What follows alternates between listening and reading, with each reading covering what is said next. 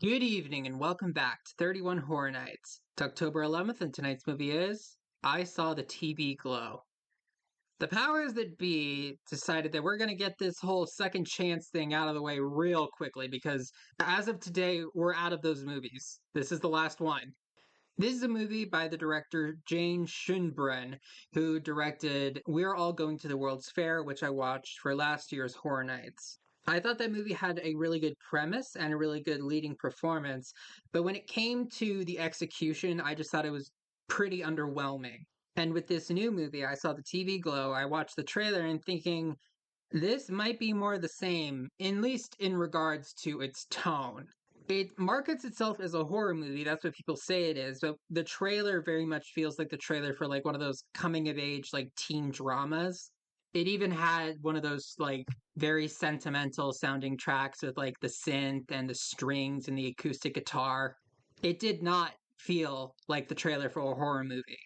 This movie is about a young man who learns about this old TV show, and there's this, I don't even know, this like supernatural thing concerning it, and involves like the disappearance of one of his classmates. Just like we're all going to the World's Fair, this one feels very linked to internet horror, things that are passed around online, like creepypastas or analog horror. So far, this hasn't really had a great track record when it comes to watching movies by directors I kind of wrote off because I saw stuff from them and got a certain impression. Out of the three so far, I only really think I had the wrong impression about one of them. And even though I'm getting very much the same vibes from this as I did from World's Fair, I'm still keeping an open mind and going into this optimistic. I'm gonna go check it out. This was a very interesting movie. I think I would actually describe it as almost the opposite of We're All Going to the World's Fair, because that movie felt like a rug pull. Like at the very end, they revealed it's not what you thought it was about this entire time, but it ultimately led to like a message that I could fully get behind. And this one, it was that same rug pull, except it led to a message that I hated, or at least I hated the way that it was delivered in this movie. I can acknowledge that the directing and overall production value is a huge step up compared to the last movie, but considering how much this ending just doesn't sit right with me, I can't give it a positive review. I'm going to give it a 4 out of 10. Just like in the World's Fair video, since the entire basis of my review concerns the ending, there's not going to be spoilers and non spoilers. Basically, everything you need to know about this movie you can find in the trailer. According to the director, Jane Schönbrunn, this movie is an allegory for gender dysmorphia, being transgender. I am not trans. However, the first movie was also about dysmorphia, and I was still able to glean a message from that I thought was related and I could get behind. I looked at this movie the same way I did the last one, through a lens of mental health. And I don't like the ending to this movie. This is a story mostly revolving around one person, Owen, and him growing up. And when he was 12, he met a girl 2 older than him who introduced him to a show called The Pink Opaque, and they bonded over that show. She would record it at night and send the tapes to him since his parents didn't want him staying up to 10:30 in order to watch it. Then the girl, Maddie, falls off the face of the earth for 10 years and then comes back out of nowhere saying that really they are in that show. It's like an alternate reality, and the season finale or series finale was them being sent to this world. And in order to be saved and live the life that Owen truly deserves, he needs to bury himself alive. I might be playing it up and making it sound a lot less complicated and more ridiculous than it was, but even in the way that the movie presented this to me, I saw this as a mentally unwell person having a breakdown and creating this escapist fantasy. And then trying to drag somebody else into that fantasy at the potential cost of their well being. So he does the reasonable thing and doesn't do it. He runs off. And he apparently never sees her again. So then he continues living his life. Years pass. He says that he started his own family and he loves them too. We never see any of that, but he does say that. But then he finally watches that show again, The Pink Opaque again, and now it's absolutely nothing like he remembers it. The characters are different, the effects look cheaper, it all feels a lot less real and important.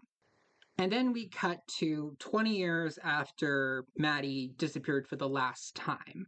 And he's still working at it almost feels like a Freddy Fazbear's Pizza. It's like a fun center for kids to have birthday parties. I don't really understand it because, like, if you do the math, he's like in his early 40s, but they almost put him in like old age makeup. And he has a breakdown. He's actually there's like no point before this in the movie where he like really like shows a lot of emotion. He's always very reserved, very quiet. As someone with autism, I felt like they were trying to imply that he might be on the spectrum with the way that he acted. There was even a scene where someone says, "How come you never make eye contact?" which is a very common thing related to being on the spectrum. But nothing actually ever comes of that.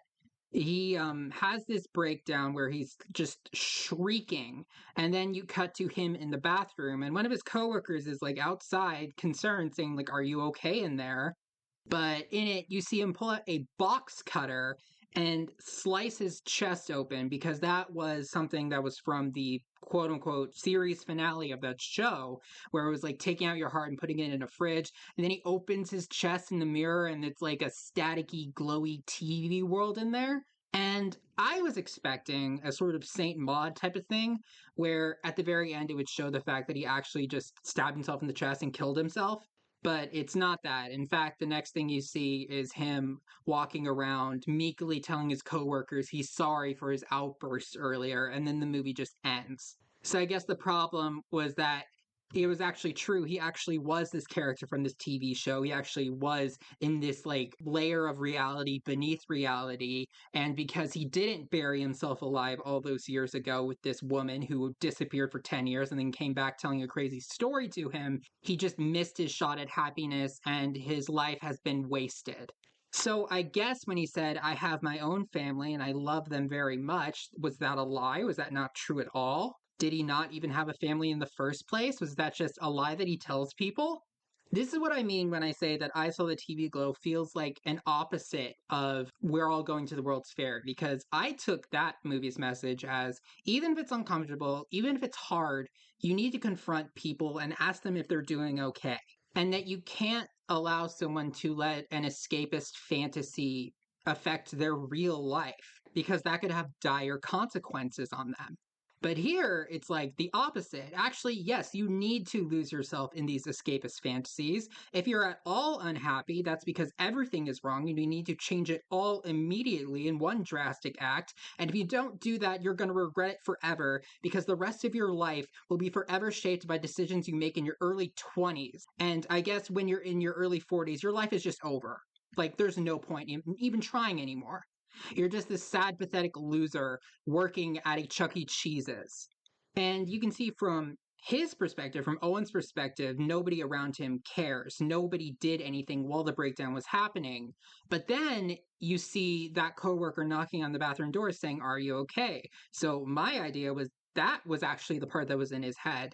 And we didn't actually see how it went down in real life, but clearly there were people concerned about him and his well being. But then the movie just kind of forgets about that. And concerning the transgender element of this, I have no position to comment on that. So other people can interpret this movie the way that they want, but when you put your art out in the world, it's out there. People can interpret it how they're going to interpret it and agree and disagree with other people's interpretations. There was a review I looked up where it said one of the scenes in this movie is the phrase, "There is still time," drawn in chalk. And the person making that review sort of tied it up to, it's like, "There's still time." That's not what I got from that at all. When that said, "There's still time," that meant more like, you're almost out of time. And by the end of the movie, it was, "You're too late. You missed your shot. Your life is over, Mr. 42-year-old man." From like a purely cinematic standpoint, this movie is good, but the ending goes against so many of my own personal philosophies that I can't come out of it feeling good.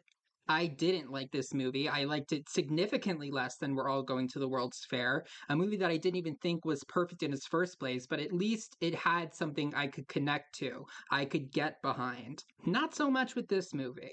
Again, this is mostly revolving around my interpretation of the ending, but that's how I interpreted it. So I can't say with good conscience that I liked this movie. I didn't. This is apparently the second in Schönbrun's Screen trilogy.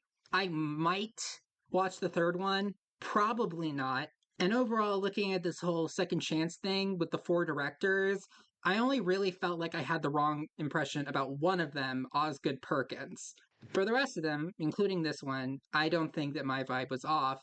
And also, how is this a horror movie? This movie was not scary. It was sad at a few points, I guess, but it didn't feel like a horror movie. It felt like a teen drama or like a coming of age movie. So, I guess to amend that earlier statement, I might watch the third movie in the Screen trilogy if the trailer actually gives me any reason to believe that it won't pull that same bait and switch the other two movies did. Otherwise, no, because I have reason to believe it's not really going to be a horror movie, and it's also just not really going to be a movie I want to watch in general. All right, thank you for listening. I'll see you tomorrow.